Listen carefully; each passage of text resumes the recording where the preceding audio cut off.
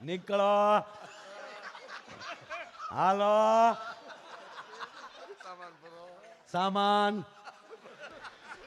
સટકો વાલા અમારે પાલીતાણામાં હતા અમારે ભોપભાઈ બરોબર ને? હાલો વાલા ભજન અડધું જ બોલે ગમન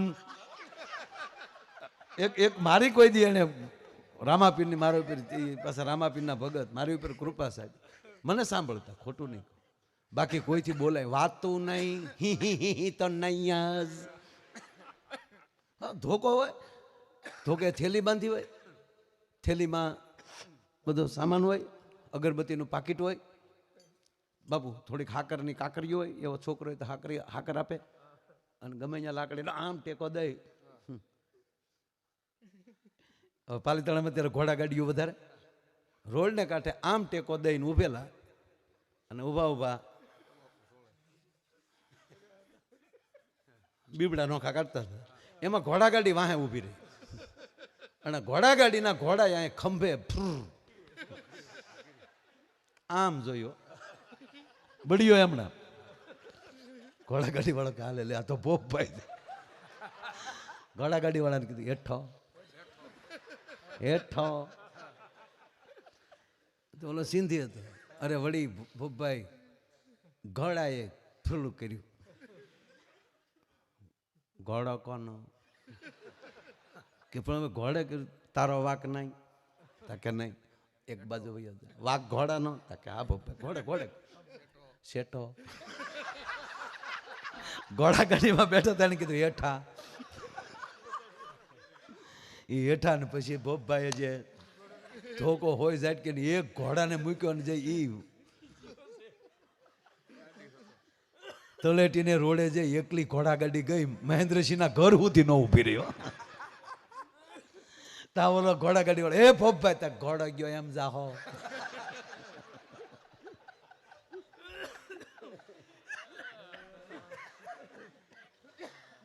એટલે માણસને ક્યારેક કેમાં મજા આવે એટલે બધાને પૂછતા હતા તને કેદી મજા આવી એમાં અમારો ભૂરો બેઠેલો ભૂરાને પૂછ્યું ભૂરા તને કેદી મજા આવેલી તા ભૂરો કે ઈ વરે મને ખો થયેલી ઘરે કોઈની પન્યું પહેર્યું ને કાથીનો ખાટલો ઊભો કર્યો એ ખાટલા ને એ કાથીને ખાટલે ઊભો વાહો ગયો ને જે મજા આવી હવે ખાટલે વાહ ગઈને હવાણું કરી લેતા હોય ને મોંઘવારી નડે કોઈ દી અમુક ઝાડવા એવા છે ખાલી ફૂલ આપે ફળ નો આપે ઈ ઝાડવા ક્યાં ખબર બોલે પણ કાંઈ કરે નહીં ફૂલ આપ્યા કરે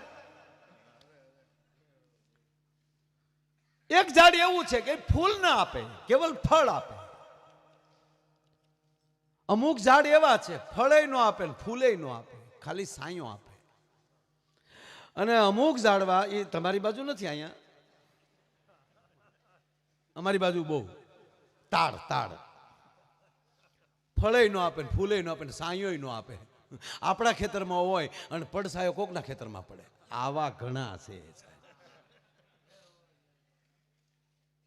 હવે તમને વાત કહું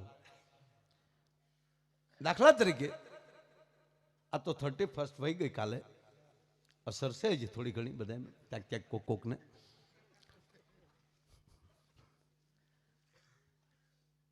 અમે દિલીપસિંહભાઈ આવતા હતા ક્યાં બેઠા દિલીપસિંહભાઈ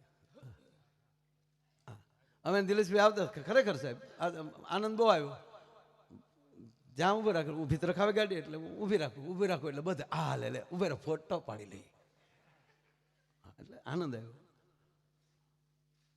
પણ એક સામાન્ય પ્રશ્ન મેં આજે સાહેબ આપણા મુખ્યમંત્રી શ્રીને બધાને મળીને આવ્યો બધાને આમંત્રણ દેવા ગયો હતો હા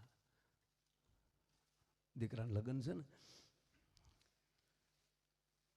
એટલે મને મજા બહુ આવે જ્યાં જાય ત્યાં 2-3 મંત્રી ભેગા થઈ જાય એટલે એકાબીજીના કામ આના ખાતાનું કામ એ ઓલાને આપે કે ભાઈ તમે એક મારું આ જોઈ લેજો ઓલો કે તમે મારું આ જોઈ લેજો એમાં મંગળવારે હું સાહેબ હકીકત કહું અને હું 20 વર્ષનો તો તેદી આવતો હા તેદી વિધાનસભા જોઈ લે તેથી બધા આમ કાંઈ કામ નહોતું મારા. ગામડામાં ધારાસભ્ય આવતા ને તો એ વડીલો પૂછતા ધારાસભ્ય આવ્યા હતા, બીજો શું કે ઈ કેવું હોય કારણ કે જોવા જ ન મળતું. એ ક્યાં કરો ગ્રાન્ટ શું કહેવાય એ ક્યાં ખબર હતી. ગામમાં વાત આવતી હતી ચોરે કે ગ્રાન્ટ આવી પણ તલાટી મંત્રી અને સરપંચે ધ્યાન ન દીધું, એમાં ગ્રાન્ટ વહી ગઈ. તો એક ભાભા કે એકલી હતી.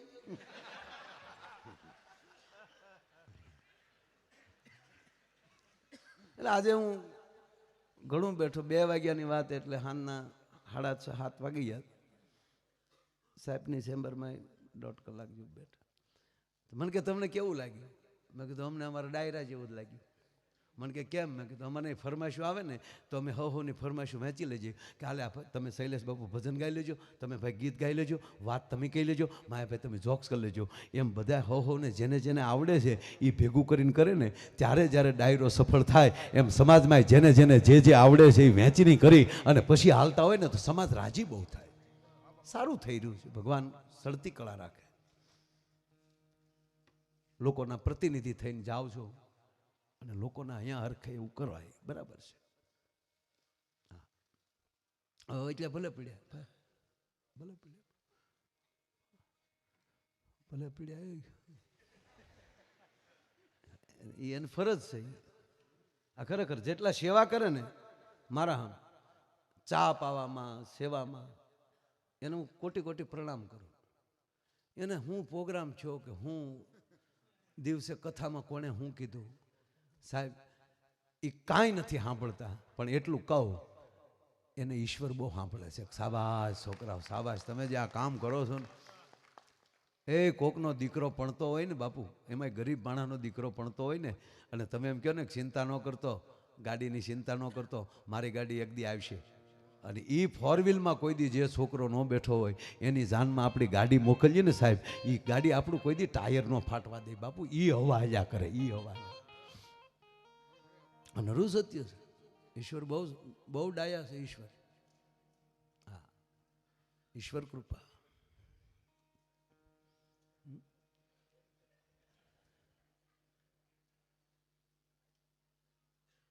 એટલે વાત એ કરતો હતો કે આ બીડી છે, આપણે બીડી પી જો અમે પેટાવીશ ભાઈ. આ બીડી છે, હાલો હું એમ કહું બીડી ન પી તો હાલે જ ને. બીડી ન પી તો હાલે, બીડી વગર મરી ન જાય. છતાં બીડીનો કંપનીનો માલિક કરોડપતિ છે, બરાબર. સિગરેટની કંપનીનો માલિક કરોડપતિ. દારૂ ન પી તો ચાલે, પણ છતાં એની કંપનીનો માલિક કરોડપતિ છે. ફરજિયાત નથી પીવું, પણ મને એ કહો ખાધા વગેરે હાલે? તો અન્નનો માલિક કેમ કંગાળ થાય?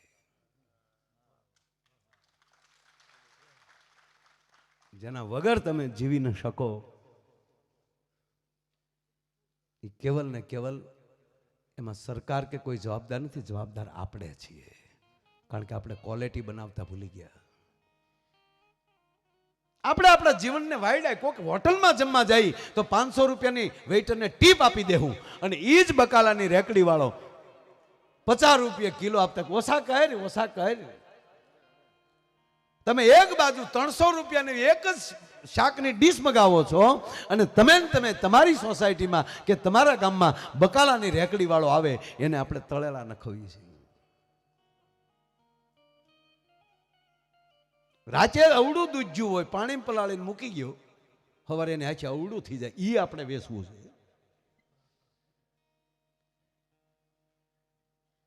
જે અનાજ આપણે પકવીએ છીએ, જે મોલાત આપણે પકવીએ છીએ, જે ઘઉં પકવીએ છીએ, એ આપણે પાણીથી પાઈએ છીએ.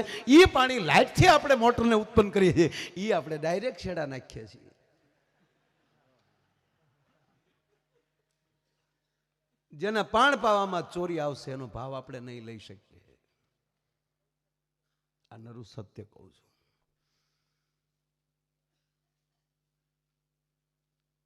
અમારે મવામાં ડુંગળી થાય બાપુ, ડુંગળી કરે એ રોવે ને ડુંગળી ખાઈ એ રોવે, કારણ કે સુધારે એને આહુડા બહુ હું કામ કરો છો.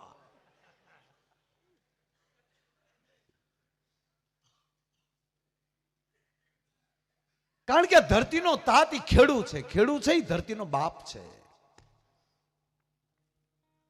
અને એનું જે દી અભરે ભરાઈ જાય પછી સારે જહાં છે અચ્છા હિન્દુસ્તાન હમારા. બાપુ અમેરિકામાં મેં જોયું એક પણ ખેડૂત હેલિકોપ્ટર વગરનો નથી. ઓસ્ટ્રેલિયામાં પણ જોકે ખેતી મોટી, હા બહુ સરસ, દ્રાક્ષની ખેતી કરે અને વાડી એની જેટલી વાડી એટલા દ્રાક્ષના ખેતર, જેટલા દ્રાક્ષ એટલી પોતાની જ ફેક્ટરી. આપણને કે આવો આવો અમારી ફેક્ટરી, ત્યાર રાખીને બેઠા હોય.